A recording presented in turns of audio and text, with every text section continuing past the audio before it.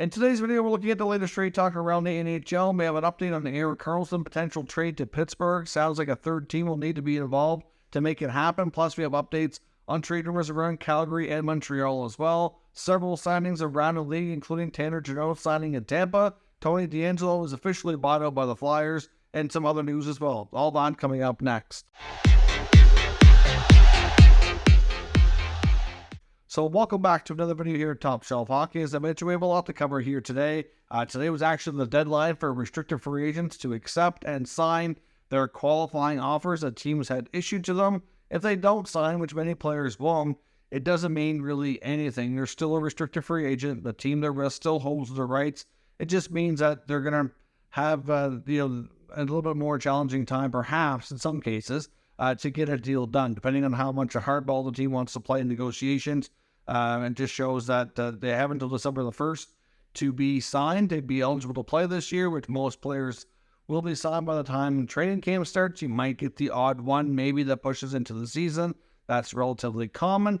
But yeah, today was the deadline. So if players don't sign their QOs today, which would have been already announced, then they will not be doing so and have to go through further negotiations in order to get a contract for the upcoming season. As I mentioned on the waiver wire, Tony Deangleo was placed on unconditional waivers yesterday to be bought out.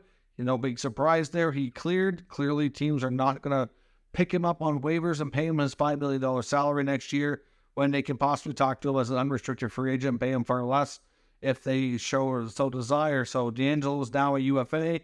I don't know if the interest is still there from Carolina. I think to some degree there is, but I know that it sounded like there was frustration on Philly's side of things with Carolina for not following through on trade. That was apparently, sounds like it was agreed to a few weeks back.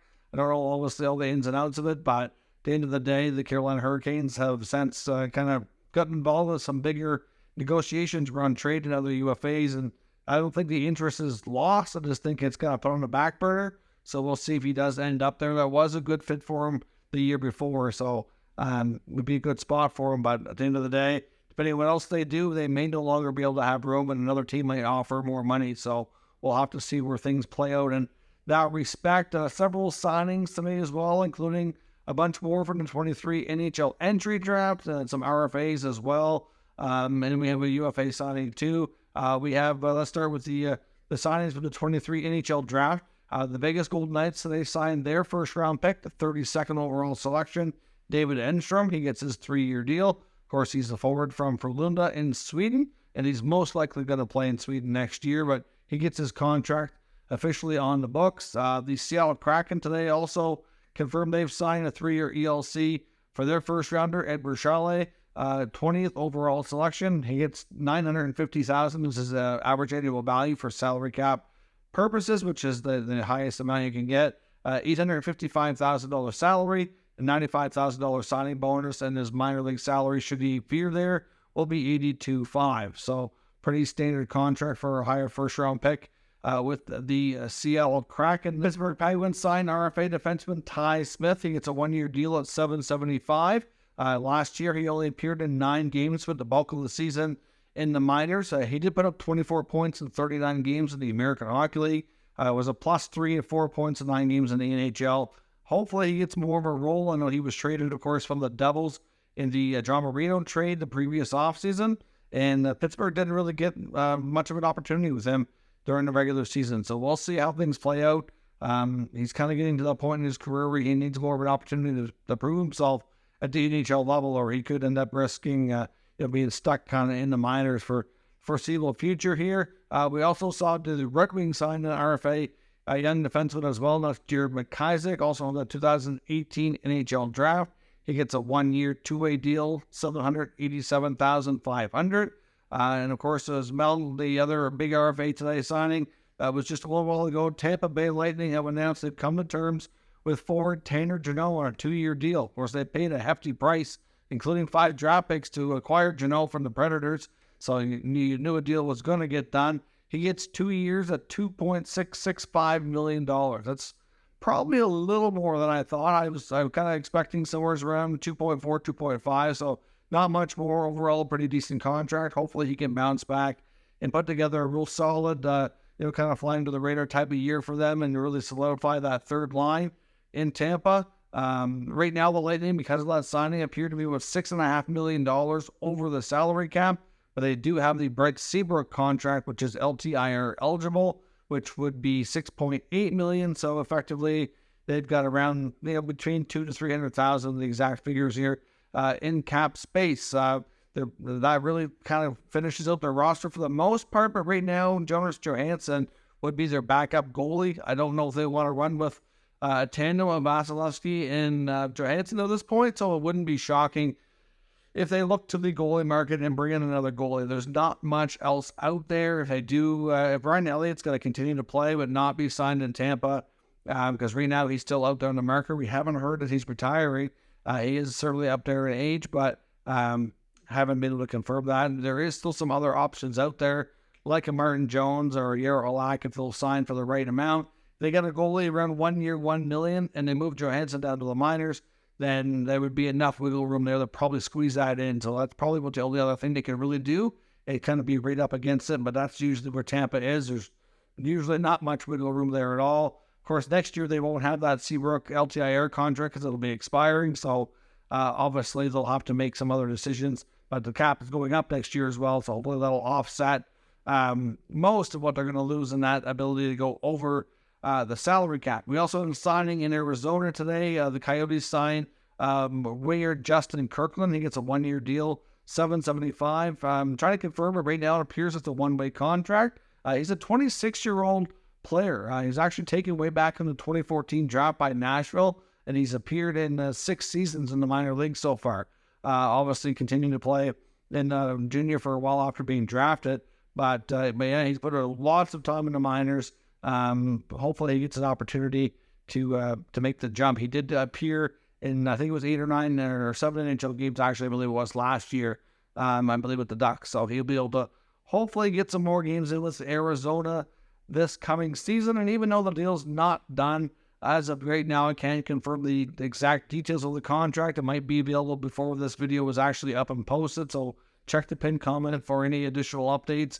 But Kevin Weeks is reporting that he's got some breaking news at the Coyotes, and forward Matias Maccelli, who was in the conversation for Rookie of the Year, are closing in on a 3-year contract extension, but we don't have the exact details on the average annual value or any other pertinent details for that as of right now. So we'll see if we can find out a little bit more on that here in the next little while. But good news there for the Coyotes and Maccelli. Now, in the trade rumor world, I want to take a look at basically 3 scenarios. First up, let's look at the Erik Karlsson situation. It seems to be the hottest topic right now when it comes to trades around the league.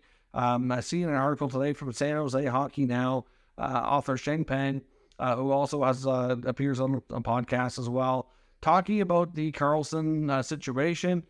Basically, it sounds like there's going to be necessary to have a third team involved right now for this trade to be facilitated. It sounds like from all the different reports I've seen that essentially the Penguins are pushing hard to acquire Karlsson. I'm not sure exactly what Dubas is putting on the table, but the Sharks are not accepting. It sounds like they've shut down any recent offers and things have kind of slowed down a bit. And then the third team is likely going to have to be involved for a couple of reasons. One, at this point, the Sharks don't appear ready to make the jump to retain enough money, and they might need a third team to take on a little bit of that money as well. And the third team might also have to take a contract from the successful team that lands Karlsson. In this case, we'll talk Pittsburgh, as they appear to be the front runner. So, for example, they might need Karlsson to be traded to a third team. Then that third team will then retain a little bit of money, and then, of course, flip up to the Penguins, and then probably a player like a Jeff Petrie or a Granlund. I think Petrie's more likely. I think once they get through their contract with Drew O'Connor, they will get a second buyout window. I think Granlund could be a buyout candidate, which would free up some money. And then if they can also move Petrie in this trade to a third team. And to be honest, looking around the league, I think the third team might have to be a team like either the Ducks or the Blackhawks. They certainly have the most available space to do something like this, and they would have to be paid fairly handsomely as well if they're going to take a contract like Petrie, which would have 2 years left on it, and retain a little bit of Erik Karlsson as well, because it's going to free up obviously a lot of money for Pittsburgh. They're going to allow them to get a star defenseman, And, that's not going to come at a cheap asking price. So hard to say exactly what the deal would fully look like, but essentially the Penguins would have to move Granlund off the books by the buyout, trade Petrie to a third team. That third team also, like I said, retains a little bit on Erik Karlsson. San Jose retains on Karlsson, gets his contract down to, I don't know, maybe around the $7 million range, for example, something along those lines. And then you have to obviously get some compensation to the Sharks as well. You're probably looking at least one first-round pick, probably a defenseman, and at least one good prospect. I don't know exactly, maybe a little bit more. Hard to say just how hard of a bargain the Sharks are going to bargain there. But of course, the third team is going to need some compensation too. So if they really want Karlsson, it's not going to come cheap by any means. But there's some that feel that, like on the Pittsburgh media side, they feel San Jose at some point is going to buckle here and agree to take on more of the money, which might eliminate the third team from needing to be involved. It might be able to do just a separate deal with a third team, for example. Karlsson may not have to be involved in that. Just do a salary dump for future considerations. Maybe Jeff Petrie and, I don't know, something else with it to incentivize that team to take them, and then do a separate deal with San Jose. But it's going to be complicated for sure. But right now, the way Sharks are going, they're not prepared to accept and move forward. So a third team seems pretty likely at this point. In Calgary, of course, we still are waiting for some movement there. I know the latest reports indicate that we know Noah Hanifin, would like to move to the United States and play for an American-based team. There's been some rumors as well lately on Jacob Markstrom. I don't think the Flames are really that eager to move him, and I think he's got enough trade protection that it would be very complicated anyway. But there was been some rumors that the Flames and the Sabres, around the time of the draft, did have some conversations around Markstrom. I don't know how far they actually got. The Sabres, I think, are comfortable if they need to go into next year with Levi and Ukko-Pekka Luukkonen. But if they could move maybe a guy like Luukkonen, for example, if they could get a guy like Markstrom, they would see that as a fairly big upgrade, and they very well might take that jump. So at this point, though, because they've also been linked to Hellebuck a little bit, I think the Sabres are willing to have those conversations with the teams that have the star goalies that they would consider moving. But I don't know that they're willing to and prepared to pay a huge price and take away too much from what they've already built there. But again, the Markstrom talk is, I think it's only if a team came calling that was not on that Markstrom would go to and really made a solid offer. But otherwise, I don't know that Craig Conroy and the Flames are out there really actually looking to move him. I don't think they are. When it comes to the other guys, though, like Hanifin, Backlund apparently wants to be on a chance to win the Stanley Cup before his career's over. He's obviously still has time left to play, but he knows he's nearing the end. Same goes for Elias Lindholm, who's a little bit younger, of course. They've got a massive extension on the table for him that he's yet to accept. So that tells me that the odds of them signing are pretty low.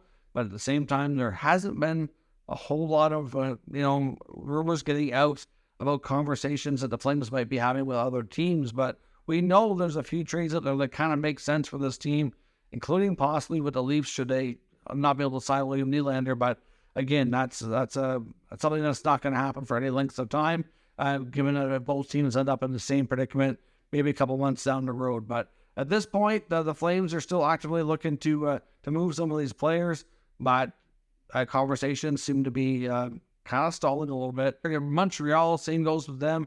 Eric Engels has recently reported that the Habs were, I guess, purposely kind of waiting for free agency to slow down, which is kind of where we are now, before they started re-engaging with teams around some of their forwards. Essentially, what they're trying to capitalize on is they knew that some of their forwards didn't have a huge market to begin with, and so they're trying to look at teams that might have missed out in free agency, didn't get certain players they were looking for, and at this point, they're still kind of scouring the market, trying to fill some holes before next season gets underway. So I don't think they're really looking for huge returns. More than anything, just trying to move some contracts. But certainly Mike Hoffman, Yoel Armia, and to some degree Christian Dvorak is all on the market. I think Dvorak's a little less likely to move than the other two, but it is a possibility depending on what team comes calling for the right price, of course. But at the end of the day, they have a lot of centers there, and I think they would move them if the right deal comes. I just don't know that there will be as much interest. It's going to be iffy in all of them. And I don't think Ken Hughes wants to go around and start, paying a bunch of money or players or picks for other teams to take these contracts off their books, but they might have to do something to create get rid of the logjam here so that some of their players are not forced to go to the minors when they really don't want them to be, because that's where things are trending right now. They're going to have a lot of young players that would normally have a good chance to make the roster that are not going to, just because of the necessity for who's on what kind of contract at the NHL level. But the Habs should be picking up in conversations here now that they said they were purposely waiting for teams and free agents to slow down to kind of circle back to teams that missed out on other players to try to find homes for some of their forwards. So let me know your thoughts on all of today's news and rumors down in the comments. We'll discuss further. If you're new to the channel, make sure you subscribe and stick around. We'll keep you up to date with all the news, rumors, and analysis of all 32 NHL teams. Thanks for watching. Now I'll catch you next time.